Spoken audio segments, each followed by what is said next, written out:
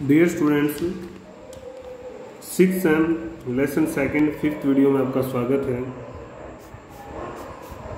पिछली वीडियो में हमने देखा था कि अमेरिकी क्रांति के क्या कारण रहे, उनको हमने डिटेल में स्टडी किया, समझा कि चाहे वो ब्रिटिश सरकार की विशिष्ट चाय नीति हो जो तात्कालिक कारण बना था, और चाहे वो आपके सम्राट जो जॉर्ज तृतीय की नीतियाँ हों, और चाहे जो एक्ट बनाए गए, शुगर एक्ट था, सीरा अधिनियम था, रोकिंगम का डेक्लेटरी एक्ट था, स्टाम्प एक्ट था, ये सारे नाम याद होने चाहिए आपको। नौ संचालन कानून था, आर्थिक कारण थे, सप्तवर्षीय युद्ध था, ये सारे कारण आपको याद होने चाहिए, इम्पोर्टेंट क्वेश्चन है। उसके बाद आज हम क्रांति की शुरुआत, प्रगति और घटनाक्रम पढ़ने वाले हैं कि 1773 से 83 के बीच में क्या चलता है। तो बोस्टन चाय पार्टी पहला बिंदु है। बोस्टन चाय पार्टी, ईस्ट इंडिया कंपनी ने चाय के जहाज अमेरिकी बंदरगाहों पर भेजने शुरू कर दिए। कंपनी ने चाय के जो जहाज थे वो अमेरिका भेजने शुरू कर दिए। तीव्र विरोध था।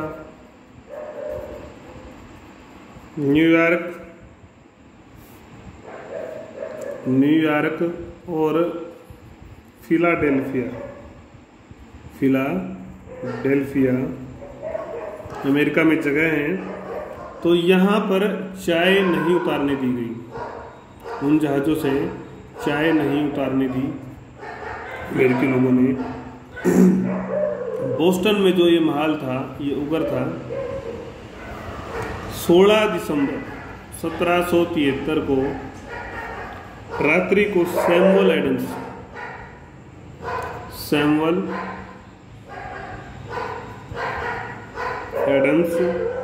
और सन्स ऑफ लिबर्टी, जो संस्था हम पढ़ के आए थे, सन्स ऑफ लिबर्टी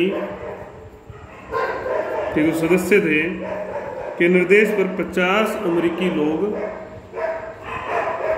तथा ईस्ट इंडिया कंपनी के लोग चाय से भरे एक जहाज पर चढ़ गए और उन्होंने जहाज के ऊपर से चाय की पेटियां समुद्र में फेंक दी।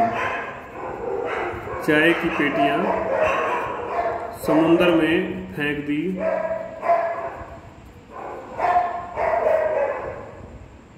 और जहाज पर चढ़ गए। यह जो घटना है, यही घटना बोस्टन टी पार्टी के नाम से जानी जाती है। इसके बाद संसद के दमनकारी कानून, जो ये घटना हुई, तो इस घटना को लॉर्ड नॉर्थ जो प्रधानमंत्री होते हैं, उन्होंने एक चुनौती के रूप में लिया कि ये तो ब्रिटिश सरकार को चुनौती है। तो इस घटना द्वारा अमेरिकियों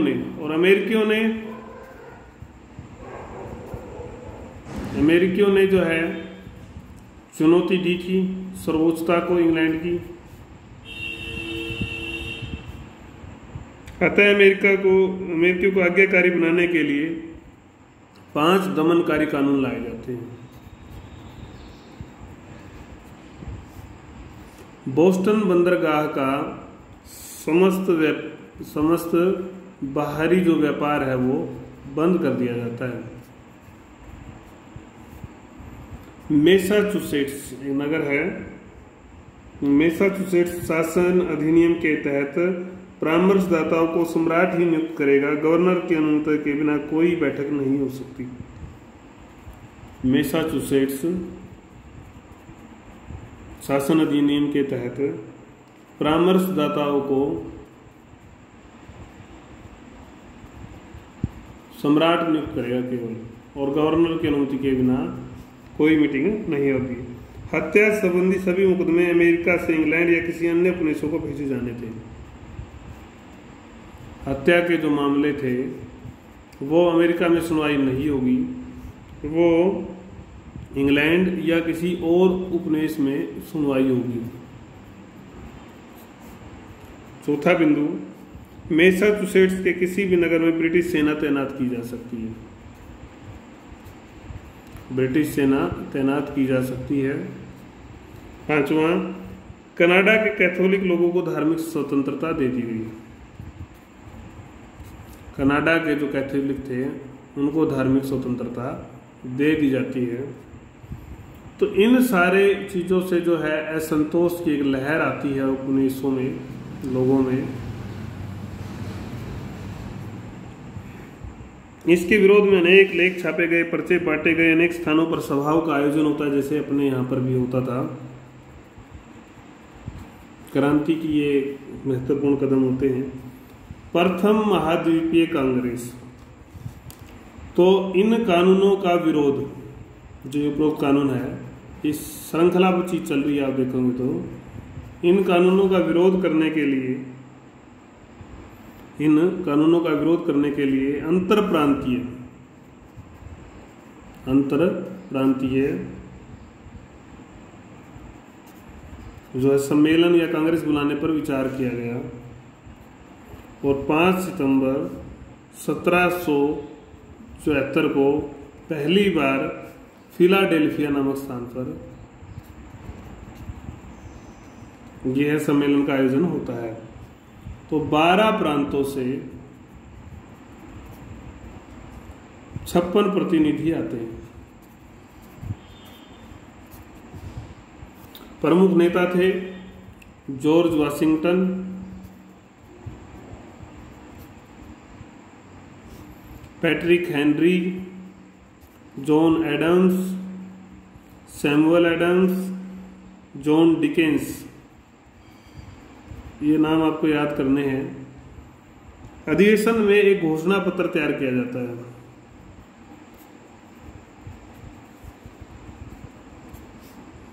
इंग्लैंड को भेजा जाता है। आग्रह किया गया सम्राट से कि 1765 के बाद जो भी कानून बने हैं उन कानूनों को रद्द किया जाए। साथ ही अंग्रेजी वस्तु का बहिष्कार का निर्णय भी होता है कि अंग्रेजी वस्तु का बहिष्कार का जारी रखना है। उसके बाद कानकॉर्ड एवं लेक्सिंगटन की लड़ाइयाँ, क्या है ये? अप्रैल 1776 में होता है। तो प्रथम महाद्वीपीय कांग्रेस जो अभी ऊपर हमने पढ़ा, उससे मैसाचुसेट्स एक प्रांत था, इसके प्रतिनिधियों को आशा थी, अत्यधिक उम्मीद थी, परंतु समर्थन नहीं मिला। उन्होंने स्वयं समर्थन न मिलने पर स्वयं जो है एक सुरक्षा समिति का गठन किया और ये गठन कर प्रतिरोध करना शुरू किया और स्थानीय लोगों की एक सेना भी तैयार कर ली।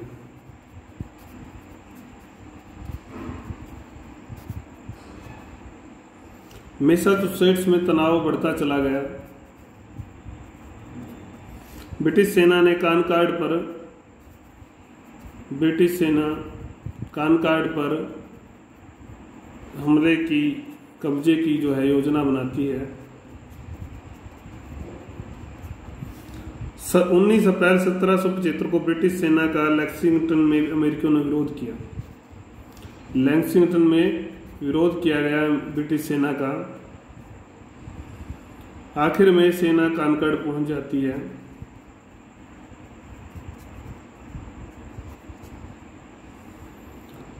वहां पर शस्त्रों का जो भंडार था इनके लोगों का, उस भंडार को नष्ट कर दिया सेना ने। परंतु जब ब्रिटिश सैनिक बोस्टन लौट रहे थे तो औपनिवेशिक सैनिकों और नागरिकों ने छिपकर आक्रमण किए जगह जगह पर और 200 ब्रिटिश सैनिक जो है उसमें मारे गए। तो ये लेक्सिंगटन और कानकॉर्ड की जो लड़ाई है, ये लड़ाइयाँ क्रांति की शुरुआत मानी जाती हैं। इस संबंध में इमर्सन ने कुछ कहा है कि लेक्सिंगटन में वह गोली दागी गई जिसे विश्व में सुना गया। द्वितीय महाद्वीप कांग्रेस, द्वितीय महाद्वीप कांग्रेस, इसमें अब पहला हमने सम्मेलन पढ़ा, कांग्रेस मतलब एक सम्मेलन, तो मई 1775 में ये होती है। अब फिर फिलाडेल्फिया में ही ये सब दोबारा से एकत्रित होते हैं। यह पिछली कांग्रेस की तुलना में अधिक उग्रवादी थी।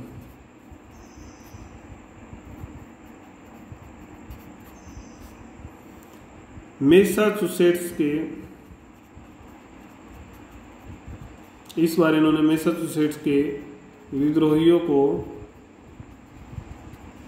पूर्ण समर्थन दिया।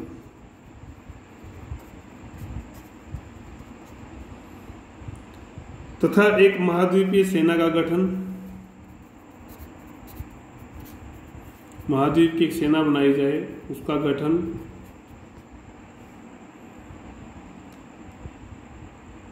और युद्ध संचालन का निर्णय होता है।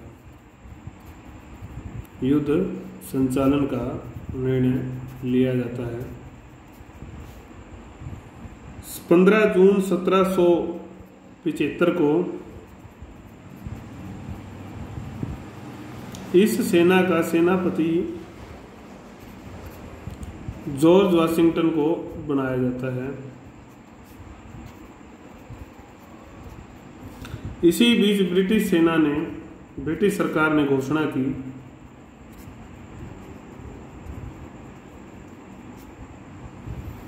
कि अमेरिका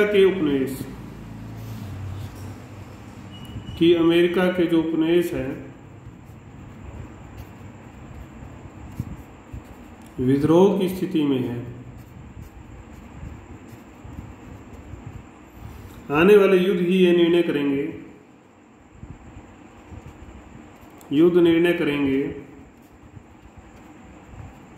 कि वे ब्रिटिश सरकार के अधीन रहेंगे या स्वतंत्र। तो जॉन एडम्स ने ब्रिटिश सरकार की जॉन एडम्स की प्रतिक्रिया होती है इस वाक्य पे, क्या कहते हैं वो अपनी प्रतिक्रिया में, तो उन्होंने कहा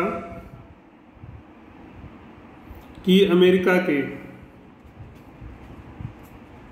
13 उपनिवेशों को शाही संरक्षण से बाहर कर दिया गया है। से बाहर है और अब हम स्वतंत्र हैं। ये प्रतिक्रिया अमेरिका की तरफ से जॉन एडम्स देते हैं। उसके बाद बंकर हिल का युद्ध होता है और फिर बंकर हिल के बाद भी कार्यक्रम जारी रहेगा, लेकिन हम बंकर हिल के बाद इस वीडियो को समाप्त कर देंगे ताकि आप आराम से इसको समझ सकें। ब्रिटिश सैनिकों और अमेरिकियों के बीच, अमेरिकियों और ब्रिटिश सैनिकों के बीच कब, कहां पर, बोस्टन बंदरगाह के निकट, मैं ज़्यादा चीज़ें लिख रहा हूं ताकि आप याद कर सकें, पढ़ सकें। चार्ल्स टाउन की पहाड़ियाँ, कौन सी पहाड़ियाँ, चार्ल्स टाउन की जो पहाड़ियाँ थी वहाँ पर में ये जो है बंकर हिल का युद्ध लड़ा जाता है। 17 जून 1775, 15 जून को सेनापति बनाया गया और उसके 2 दिन बाद ये युद्ध लड़ा जाता है। यद्यपि इसमें ब्रिटिश सैनिकों की जीत होती है, ब्रिटिश सैनिकों की जीत हुई, लेकिन उनको भयंकर नुकसान उठाना पड़ा। क्या था ये नुकसान? इस लड़ाई के 7वें दिन उपनिवेशिक सेना की एक टुकड़ी ने टिकोनडेरोगा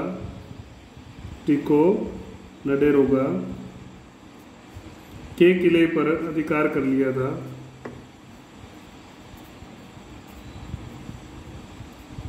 जो कनाडा के मुख्य मार्ग पर था, कनाडा जाने वाले मुख्य मार्ग पर था ये किला।